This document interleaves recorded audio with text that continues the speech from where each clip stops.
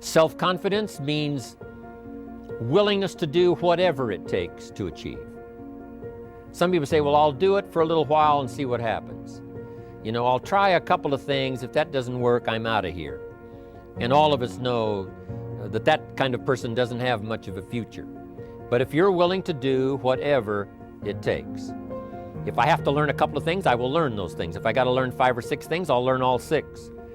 If I have to take an extra class, I'll take an extra class. If I've got to read the books, I'll read the books. If I have to consult with people who know more than I know, I will do the necessary consulting. Whatever it takes, I will do.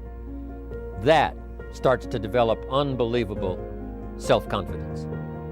Self-confidence also comes from the ability to rise above your circumstances, to rise above what happens, the petty little things, the discouraging things that would sink everyone else's ship except yours, that would cause someone else to quit early in the day, but you keep going. That kind of willingness to overcome all circumstances, whether it's the little challenges or the big challenges. If you're willing to do that, I promise you, this kind of power will work for you, and in you, the variable, it'll make a difference. There's many parts to image. The image that others see you as, the image you have with other people. And it's very important how other people see you. If they don't see you as a leader, chances are they won't pay attention. If they don't see you as being in control, chances are they won't have the trust. If they don't see you as knowing where you're going, what you want to accomplish, they probably won't follow. But if people can see you, if you have the image of someone that's in charge, in control of your life, your future, your destiny, in control of the situation, if they see that, that kind of image is powerful. It helps to win the day. It attracts other people. People want to be around people that are in control, that are powerful, but they know how to use their power.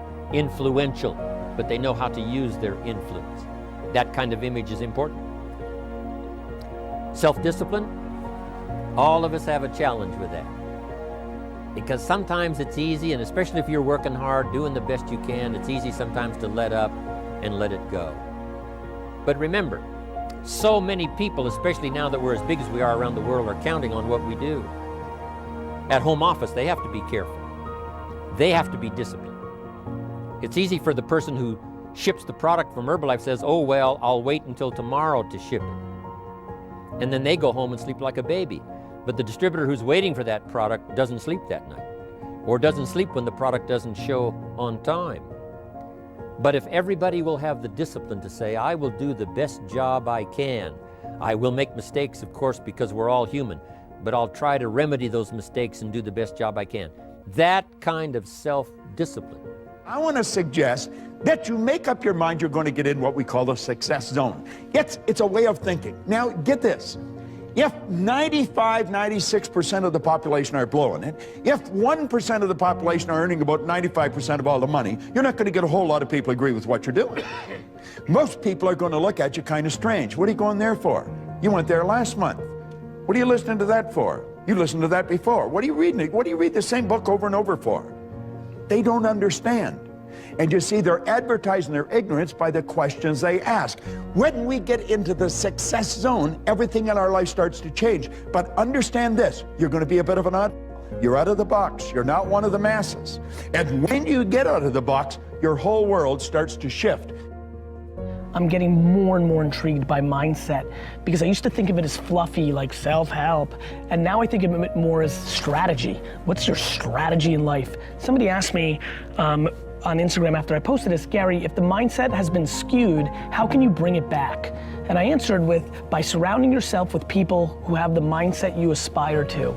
My friends, please understand that mindset is controllable in the same way that all our opinions are controllable. The key is to add more people with optimism and cut people with negativity. It's very, very simple. Now, it's very hard to cut people with pessimism, cynicism, and negativity when they are the people that are the closest to you. Parents, siblings, spouse, But the bottom line is, if you're asking the question, I'm gonna give you the answer. The answer is add more people with positivity and optimism and cut people with pessimism and cynicism.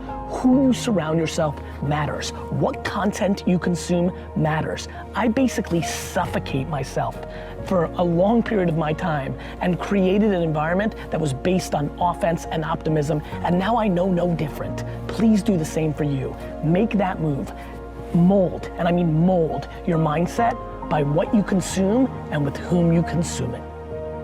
The thing about self-discipline is that it is necessary for everything you do in your life. You have to be self-disciplined. If discipline comes from somewhere else, it's very, very hard to remain consistent because you tend to resist.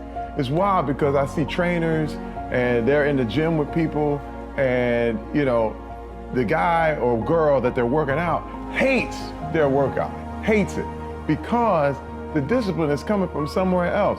It's something that you dread every time you go in. You don't really want to do it. It's like, but oh no, my trainer's here. He's about to, you know, beat me up and make me feel crazy. Well, the truth is, every trainer should work his way out of your life. Anybody who's working you out, your teachers, your trainers, your people, they have to train you to get out of your life.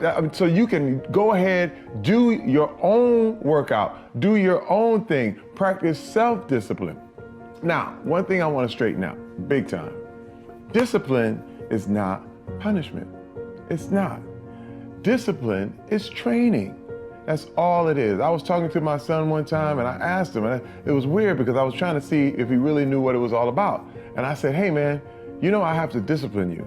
What is discipline? And he goes, punishment, punishment. When I do something wrong and you punish me. I was like, no, discipline is training. If you change your mind, your mindset, and really focus it on what discipline really is, you start to welcome discipline. You welcome self-discipline into your life.